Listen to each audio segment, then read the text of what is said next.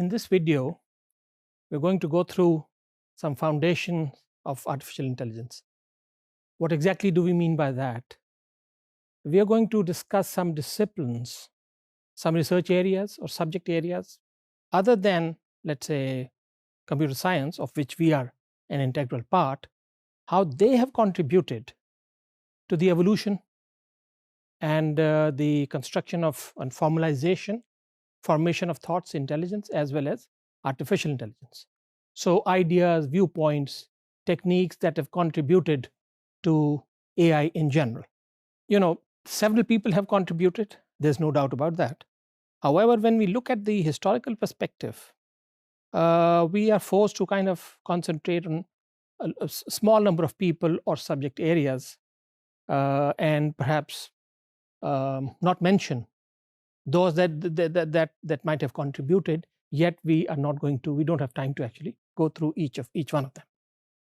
The history in general of AI is actually based around a number of let's say questions or queries, okay, that people have been looking at from various perspectives since ages. And this thought process actually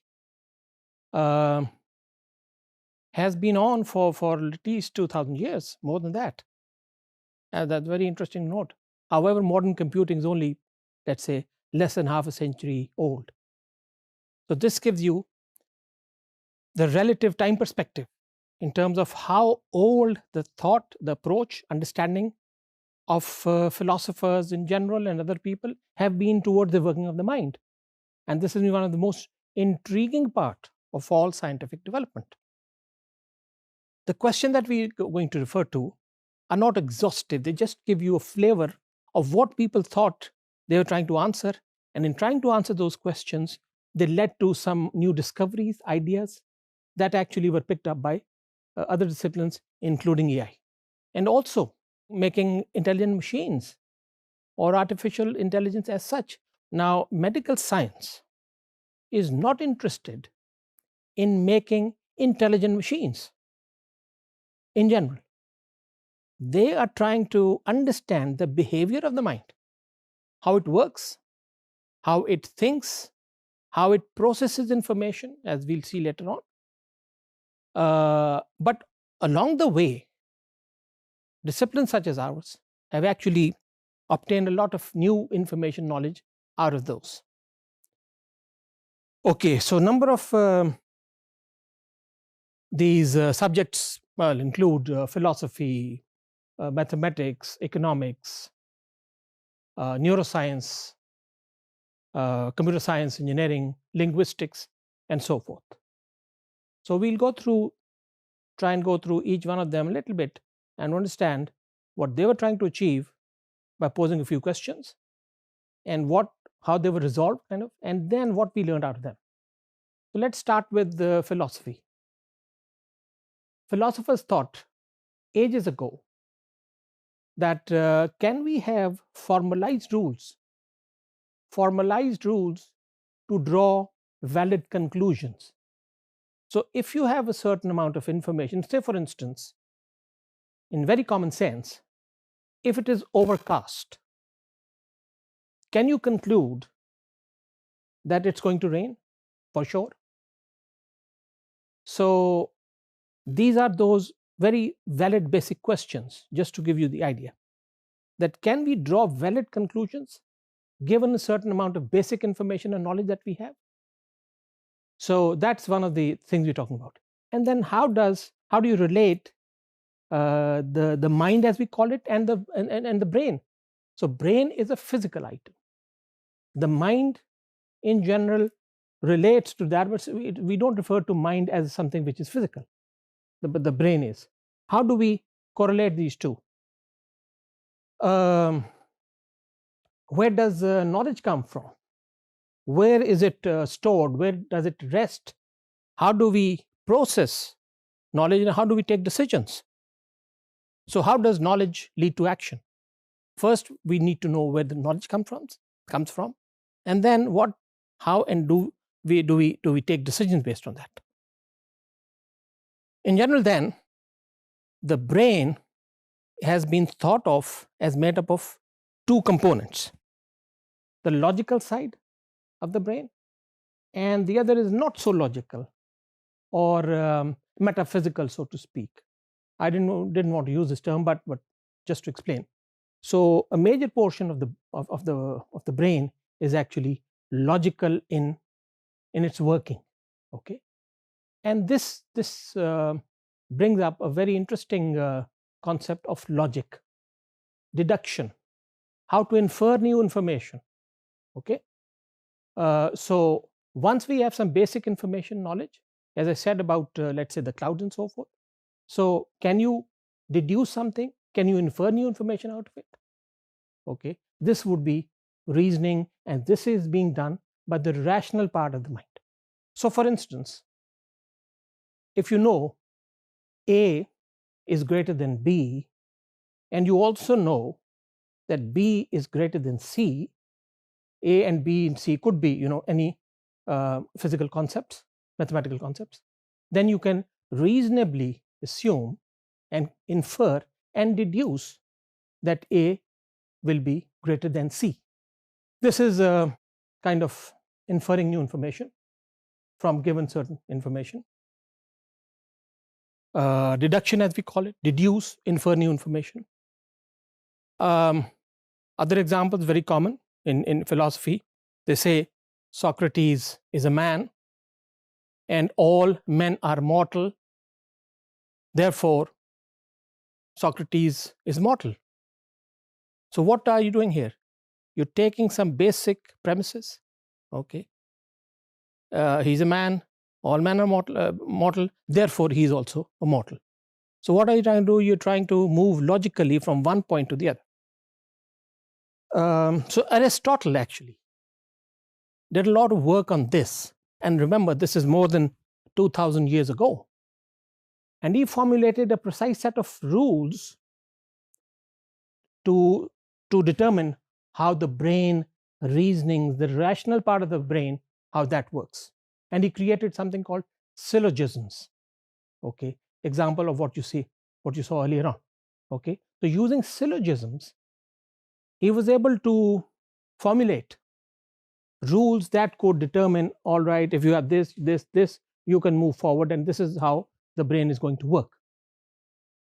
So you can generate conclusions given some basic information and knowledge. In fact, this went on to, and this was, as I said, about more than 2000 years ago, but the ideas were so firm and made sense that people actually built mechanical machines that could deduce new information, and mechanical calculators. They of course didn't come about until about 2000 years after Aristotle came out with these syllogisms, but it helped us with the understanding. So mechanical, so to speak, computers were actually built about 200 years ago, but of course they made logical conclusions, and they were actually correct. And then at the same time there were speculations, and the machines may not just conclude, they might be able to think on their own as well. So look at how the human beings, looking at the brain, the philosophers were actually thinking forward in terms of the ability of the brain, and the brain can act on their own.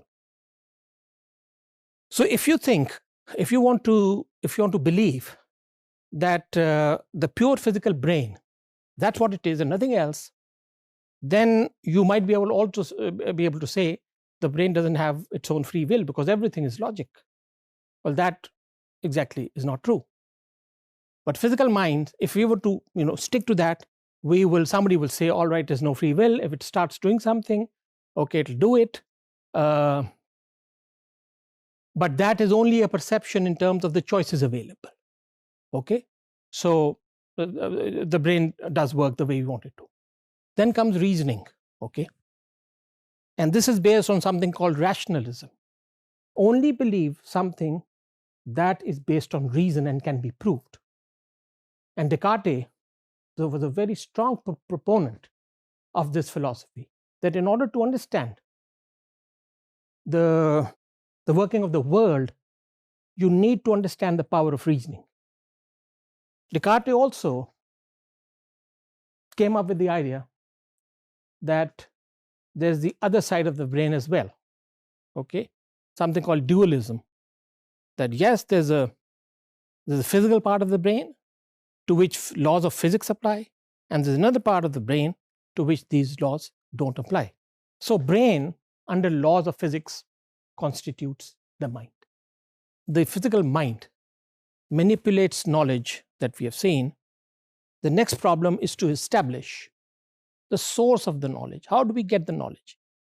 Okay, we have shown, demonstrated by the example, one example that we saw, that the brain can reason about things. But the point is, what is that? The reasoning is based on knowledge. Where is that knowledge coming from? What is the source of knowledge? And something called the principle of induction. The principle of induction has been formulated, which states that general rules are required by exposure to repeated experiences about something. Okay, repeated experiences. So when in real life we come across repeated experiences about any phenomena, physical or otherwise, we begin to take note of that, and the mind and the brain begins to reason that yes, if these things are happening, then we can generalize a few other things. So this generalization, called induction, okay, is a mechanism whereby the knowledge is being kind of processed. So specific instances happening a number of times leads to certain generalizations. On the other hand, deduction, this example of A greater than B and B greater than C, this is deduction, very precise things, right? But the fact that if it's overcast, it's going to rain, right? This inference, okay, this induction is a generalization, may not always be true, but very interesting in terms of comparisons. So in general, if you observe, all dogs like to eat bones. Now, nobody has given us this formula as such. What we've done is we've observed over a period of time, and we say, all right, yes, we know all dogs like to eat bones. Or if you observe long enough, this repeated experiences, monkeys, they like to eat bananas. So you can reasonably conclude that all monkeys will eat bananas. Given a bag full of, let's say, small boxes, you bring out one and look at the color. It appears to be, let's say, black. You open up another marble from there. It looks black again.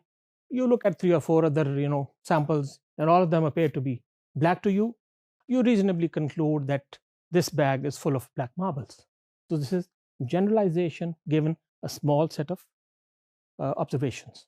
So we can say that all knowledge can be characterized by logical theories ultimately to observation sentences that correspond to sensory inputs. Well, what I'm saying is that all observations that you take are based on your sensory inputs.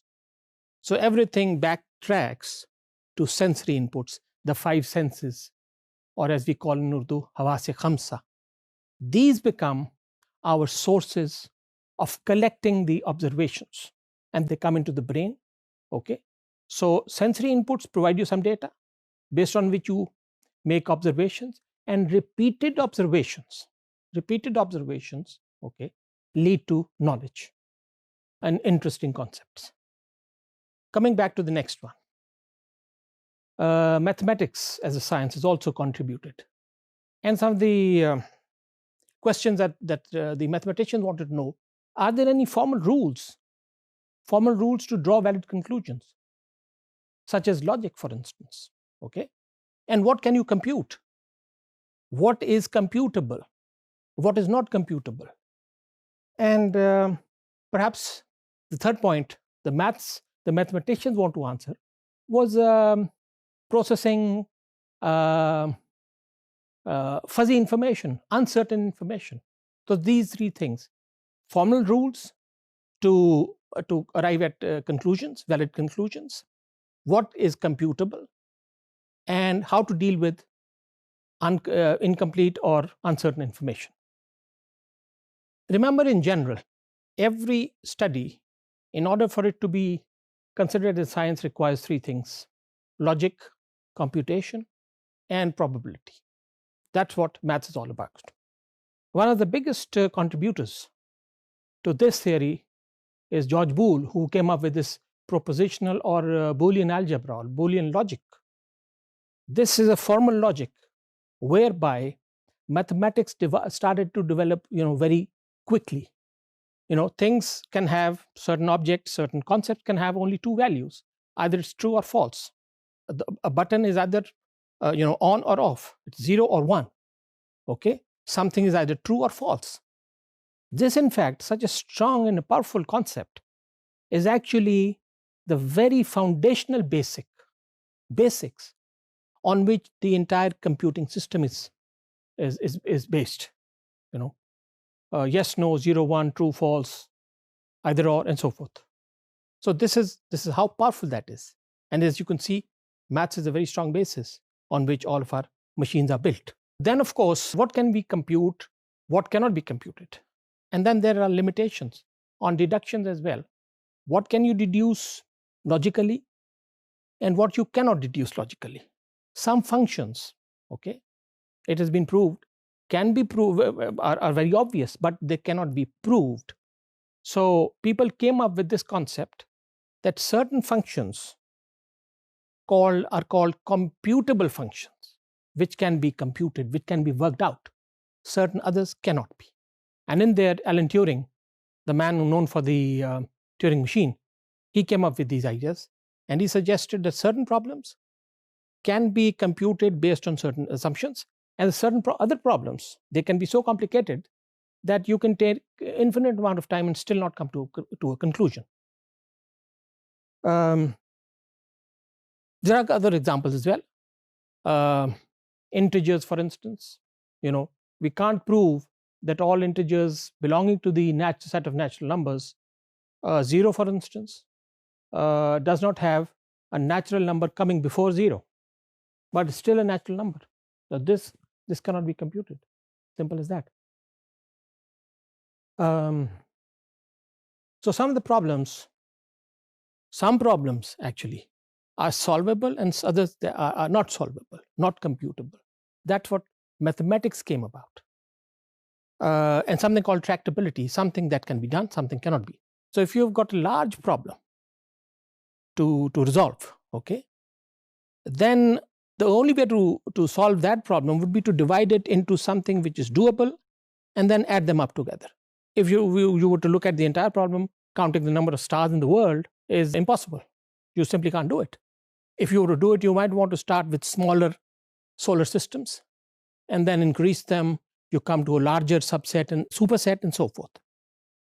So work on AI has helped explain why some instances, some problems remain doable, some are not. And that's where we come to the third part, which is uncertainty, uncertain reasoning. Probability is a concept introduced during prediction of the gambling events. During gambling events, people wanted to predict that if a dice is thrown, what is going to be the top face that comes up, and money was involved. And based on that, probability actually came into kind of existence and use. Let's move to economics. How has that contributed? Economics is, most people believe economics is about money. If you ask economists, they say, no, we don't deal in money. What we deal in is how do we make decisions to maximize the outcome of the decision that you've taken? And how do we do it when others don't agree with your choice of decisions? And how is it easy or difficult? And how do you come to decisions, the outcome of which is probably uncertain? You don't know when the result is going to be. It's not going to be immediate, it's going to take a long time. So these three questions they generated the idea of the decision theory. But before decision theory, one small little idea. Coming back to the decision making, for instance, a very common example typically given is McDonald's. It actually serves you a burger for, let's say, $1. They're hoping, McDonald's, they're hoping that you would be willing to exchange your dollar that you have in your pocket with the burger that they have over there. Now, their preference, McDonald's preference, is to get my dollar to them. And am I going to take that decision and pass on my dollar to them in exchange for the burger that they're trying to give me? So this is the economics that we're talking about. It's called the principal theory of utility and preferred outcomes. So the preferred outcome for McDonald's would be that I part with my dollar and I give it to them, and in return they give me that burger that they're trying to sell. So this is economics and decision theories. How to maximize the results of the outcome is what decision theories and operations research and so forth has come about. And then, of course, this has led to rational agents. So economics, operations research have contributed to rational agents, programs, human beings, and so forth, who take rational decisions, meaning decisions that do not involve emotions. They're based on reason only. Then one last thing within economics, something called satisficing. That's a term coined almost 50 years ago by someone called Herbert Simon, who got a Nobel in economics. He said that most human beings, if you were to model their decision-making process, you will see that human beings don't take decisions after careful consideration of each and every option that they have. They don't do it. They don't have time. They may not have resources. What they do is they take decisions based on something which is, so to speak, good enough, as long as most of the things that they're trying to ask for, designing a house, for instance, how many bedrooms, location, okay, the sizes, space utilization. They can go into infinite kind of combinations, and it might take 2 months for them to come up with the best solution. Instead of doing that, they come up with acceptable solutions within a reasonable period of time. And that's what Simon said, making decisions that are good enough human beings. And that is the understanding of the brain that we get here. Next one, neuroscience of brain. And that, ladies and gentlemen, once again has been a very, very kind of a watershed. The discovery of the working of the brain based on something called neuron, a cell that exists in the brain, and numerous millions and billions of them. Okay, these cells live in the brain and they are interconnected, and their interconnection actually processes the information. Okay, and this came about almost in the middle of the last century. Okay, and that has actually accelerated the growth of work in artificial intelligence. So how do brains process information? Based on the working of the neurons, and that has created these nerve cells, and which has led to the application area in AI as artificial neural networks, learning algorithms. We'll come to that later on. So that's neuroscience and brain. Psychology, of course. How do humans and animals think and act? Cognitive psychology uses brain as an information processing device. So, we learn from that. And they say that there are 3 key steps of a knowledge-based agent. We'll come to that. Stimulus must be translated into internal representation. Stimulus, remember, the 5 senses I mentioned, Hawas-e Khamsa, that's your stimulus. It must be translated into some internal representation, what we typically call as conceptualization. That's the first part, okay? Representation. Then manipulation. That representation is manipulated by the cognitive, the processes within the brain, let's call it, okay? Keep it simple. And then these in turn are retranslated back into action. So sensory inputs coming in, represented in one form or the other, okay, processed and action taken. So this is kind of a summary of the steps that we've learned out of psychology. Finally, coming computer science and engineering, that's what we are, okay. Now, given all the contributing subject areas, okay, here we are now trying to make intelligent machines which are trying to copy, emulate, mimic the working of the human mind. And of course, the biggest thing that we need is the artifact on which this can be built, and that of course is computer.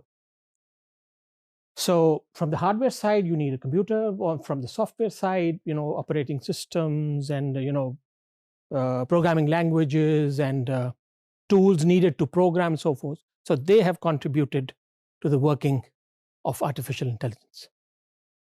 So, ladies and gentlemen, this was a kind of a summary of what all disciplines have contributed to AI. I hope you find it interesting, and we'll see you next time. Thank you very much.